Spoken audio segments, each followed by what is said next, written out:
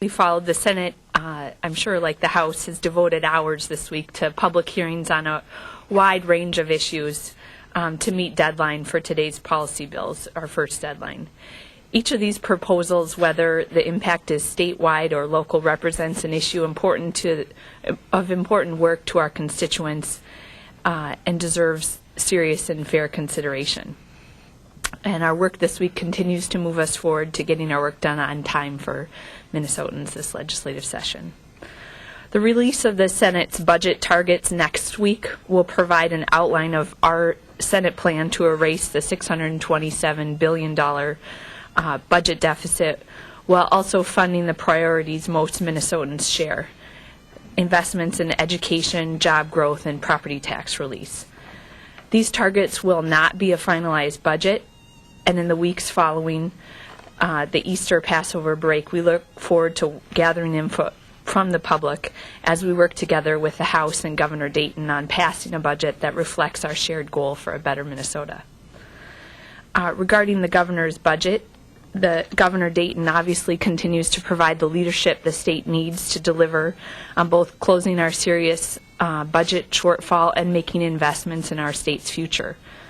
We can't stress enough the importance of this governor's departure from more than a decade of resolving deficits with one-time money shifts and borrowing. In spite of an improved forecast, we're still digging out of a deficit, and we join Governor Dayton in committing to passing a budget that's honest and doesn't sacrifice our future. The governor reinforced his promise to restore fairness to Minnesota's tax code by asking the highest wage earners to pay the most, to pay what most Minnesotans have been paying for years, and to fund important new investments, including education. And that's obviously a goal that our Senate members of our DFL caucus strongly support. Investments in all-day kindergarten and increased school funding for every school district across the state. Additionally, the governor proposes to make the largest increase in direct college student aid in 25 years, along with investments in the MnSCU and the University of Minnesota to keep the state's workforce competitive in the global economy. We support the governor's budget investments in economic development initiatives that are projected to create thousands of jobs and leverage nearly $1.5 billion in private investment. So although we will have some differences from the governor's budget proposal, we share the same priorities to balance the budget honestly, to invest in Minnesota's future, and to restore fairness to our tax system. So with that, I'll turn it over to the great Deputy Leader, Jeff Hayden. Well, thank you with that. With those great comments, I just wanted to give you a preview for next week. Monday, we have Senate File 359, which is Senator Pappas's Genocide Awareness and Prevention Month designation. That'll be on special orders. We will also take up on Monday House File number 5, otherwise known as the Health Exchange, the Conference Committee report that Senator Lori has been the chief author of. Wednesday we'll have a short session, just kind of passing paperwork around, and then Thursday we also will have a short session. So that's what our next week will look like. Here. Audible. So this has been another very productive week for the Minnesota House and for the legislature as a whole. And I want to give a thanks and a shout out really to all our members and to the staff house-wide, and especially to the front desk staff in the chamber who have worked very hard this week in particular. Last night, as you know, we passed the health insurance exchange off the floor, and we expect the Senate will do that early next week, and we anticipate the governor signing that shortly thereafter. And this is a significant step forward for the state of Minnesota and represents real progress for the people of Minnesota. And it's something that I think our members are really pleased about. The exchange will cover more than 300,000 people with health insurance and bring down costs for the people that are both inside the exchange and hopefully as well for the people that are outside the exchange as more people have coverage. The mantra we heard last night from the Republicans was a continuation of just say no and the status quo. And at every turn, their response in the debate was to slow us down and to say, let's slow down, and to say, we can't do this. and this is too big, and we should wait. And we think that just saying no, it represents the status quo of the past, and it's time for us to move forward. That's what Minnesotans expect us to do, and that's the leadership of our past, it's the leadership of our future, and we are trying very hard, and I think succeeding in getting this work done for the people of Minnesota. The governor also signed 4 bills into law this week, including one from Representative Hillstrom dealing with vulnerable adults. Another example of the progress that we're making this session. And we expect next week to be just as busy as we head into the second committee deadline. And as committees are putting together their omnibus bills, their policy bills, and passing bills to the floor so we can get those heard and into law for the people of Minnesota. We continue to be very enthusiastic about the work that we're doing for the people of Minnesota and the opportunity to move the state forward for the people. Thank you. I think Senator Sieben summed up the direction that we're going to be heading very well and where our priorities lie. Governor Dayton, released his supplemental budget yesterday, and we applaud him again for several things that he's done from the very beginning, but in this budget as well, which is making sure we have a structurally balanced budget going into the future. That's something we absolutely agree with, making investments in education in particular, but also in economic development and other items that are going to keep our economy thriving, not just today and tomorrow, but long into the future for the next generation. And that is really what our task is all about this year. Representative Marquardt, our Education Finance Chair, is going to be holding education forums again this weekend in Morris and Moorhead, I believe, to talk about that very subject, asking the question, how do we create the best workforce in the world here in Minnesota, and what is that going to mean for investments that we can make as a state? That question, again, really is at the heart of what we believe our work is going to be about over the next 2 months, and we look forward to continuing those conversations. Next week, we are going to be releasing our budget targets. I think it's going to be, another good step on our focus on creating a structurally balanced budget, a budget that is square, but that makes the kind of investments in the future of our state that we also need to make. I don't think it's going to be a surprise where our priorities are going to lie. We've been saying it from the beginning of the session, balancing the budget fairly and responsibly, investing in education and jobs, and putting middle-class Minnesota families first. And with that, happy to take any questions. Senator Sieben, you implied that you want tax fairness. You sort of implied that you support the governor's 4th tier. Is that an accurate reading of what you're saying? Yes, I think there is broad consensus within our Senate DFL caucus that we do support the governor's vision to make the tax code more progressive and fair for middle-class Minnesotans. In practical terms, I was hoping to ask Senator Bach this. He has said that the Senate may consider some expansion of the sales tax to perhaps consumer services, but in practical terms, isn't it really going to be difficult to go over what the governor has proposed? Isn't it kind of hard to exceed his level? Hasn't he kind of capped the tax top? I think that in general, the Senate budget will be close to in line with the targets that we release will be close to where the governor is at. But there is, just as we've seen that there's been work from Senator Skoye and Senator Rest on trying to bring some more balance back into our revenue system of the state. I wouldn't be surprised if that those proposals continue to move forward in the Senate, because I think there was strong support for some of the governor's proposals. But we do recognize that, of course, that he is the governor, and his budget proposal did change, and I don't want to get too far ahead of them.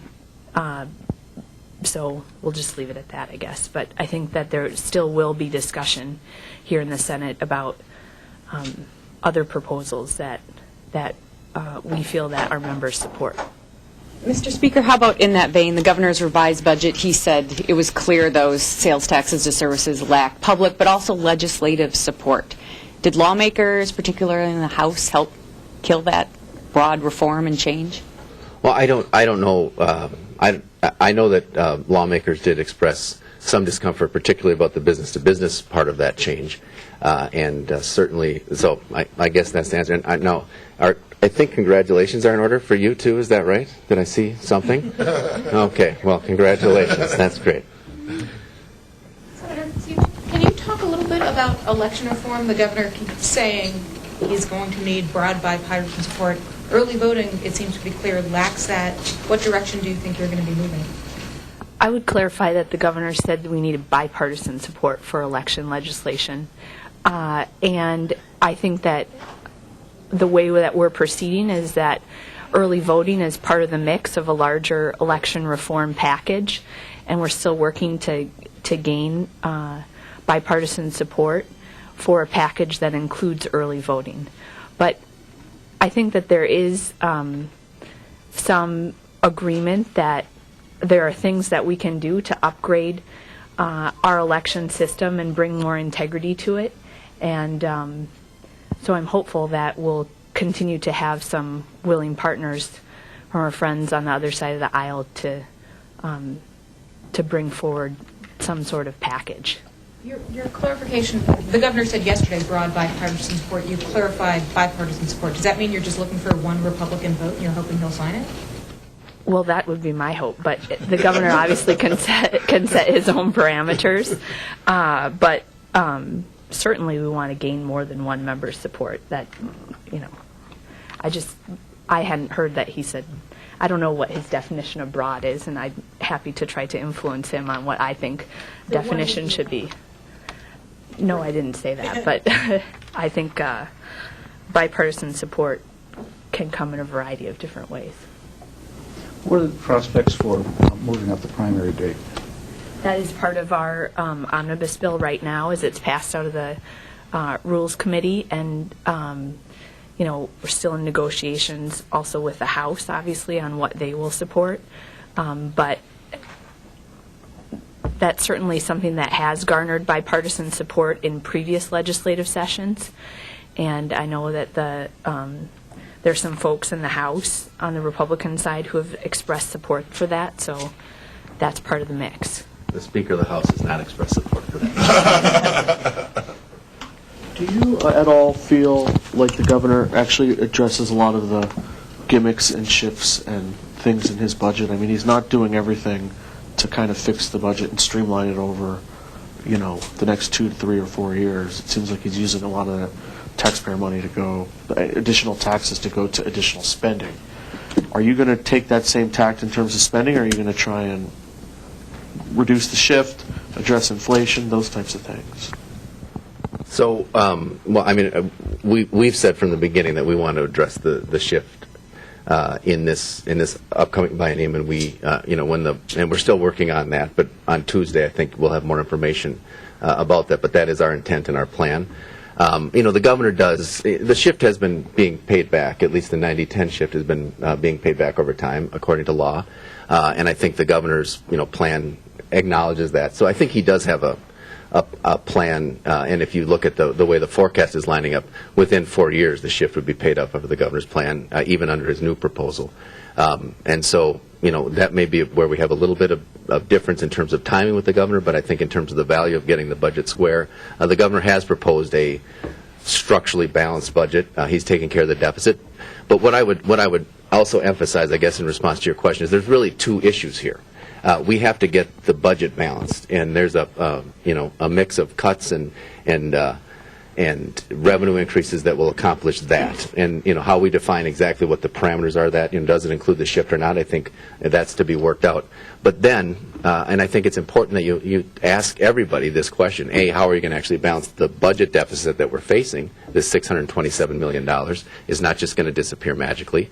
But then, are you also going to just reject out of hand the idea that we should be making new investments in education and in higher education, in jobs and economic development? Because if you don't reject that prospect out of hand, and the business community says they want those investments to be made, then you can't then again just rely on the magic that this is suddenly all this money is going to appear. If you actually want to make, and you're serious about investing in the future of our state, it's important that you come up with a plan that says exactly how you're going to do it. So we need to balance the budget, But I also agree with the governor that there are investments, particularly in education, that we need to make in the state to set us up for the next generation. What about those? Do you think inflation needs to be factored in and start getting cooked back into the budget? I don't think that our budget is going to include a factor for inflation. What about structural changes? From the beginning of session, you said that we need to address the structural issues in the budget. The governor backing off, really getting into the sales tax. Does that address some of these structural changes? I mean, all the experts say the sales tax is out of date. It's volatile. You're not going to address that this year, are you? Well, I think that remains to be seen. But I mean, our priorities are getting the budget balanced in an honest and straightforward way, making these investments in education. There are lots of structural issues we need to deal with, including increasing healthcare costs, and we're going to have to look very closely at that, because that is the other piece of our budget that is very challenging for us. So you can look at those structural things in many ways. The reality is we've had 10 years of kind of an austere budgeting process because of economic reasons, because of political reasons, because of a variety of reasons. We're not going to be able to solve all of those things overnight as well. So right now our priorities are getting the budget balanced for the next 4 years so that we can set a stable table up on which to work, and making important investments in education and economic development that we think are really important for the future growth of our state. Is it less bold? Senator Bach said it was a bold budget. The governor said it's not so bold anymore. What do you think? So, I mean, I think, I guess it depends on what your definition of bold is. But I think that doing something we haven't done in a decade, which is actually getting our budget balanced in an honest and straightforward way without any gimmicks, and secondly, making significant investments in education actually is a bold plan for the future of our state. It's what Minnesotans want, and it's the direction we need to head. And so I would define that as a bold budget. You haven't mentioned property tax relief. The governor dropped his $500 per household refund plan. What's the alternative?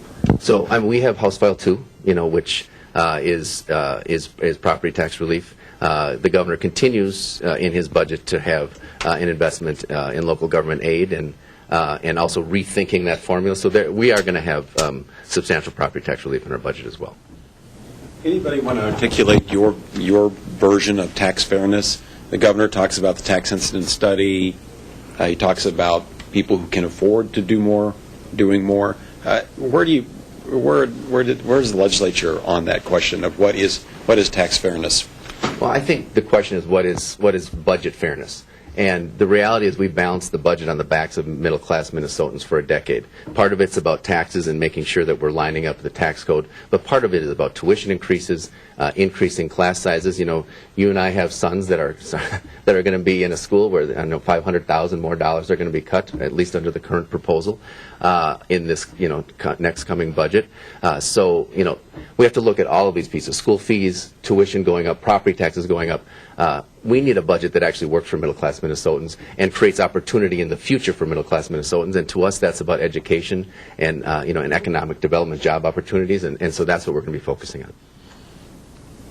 Any possibility of opening up the law that right now says all the surplus from the current biennium has to go to pay back the SHIF? Do you see that coming up, where the way to get that $627 million is just to take it out of that? So take it out of the budget reserve? I don't think. I think that's going exactly the wrong direction in what we've done for the last decade, and would be a terrible mistake. Targets will the House and Senate targets be the same, or are you divergent? I think what we haven't. I don't think they're going to be identical. I think what Senator Sieben said, though, is correct. Is that that at least this House and the Senate and the governor are going to be in a very similar ballpark.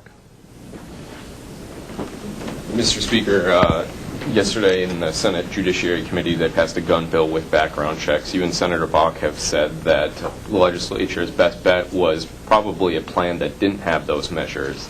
Has that support changed, or how does this play out in the coming weeks? That is an issue that's still being worked on, and there's obviously a number of proposals out there, and there's, I think, a very broadly shared concern that we address the issue of gun safety and gun violence. People just have different perspectives on how we get there, but I remain optimistic that we're going to find common ground to move forward on some type of of gun safety legislation this year, and so that discussion is going to continue. With or without background checks? I think that remains to be seen.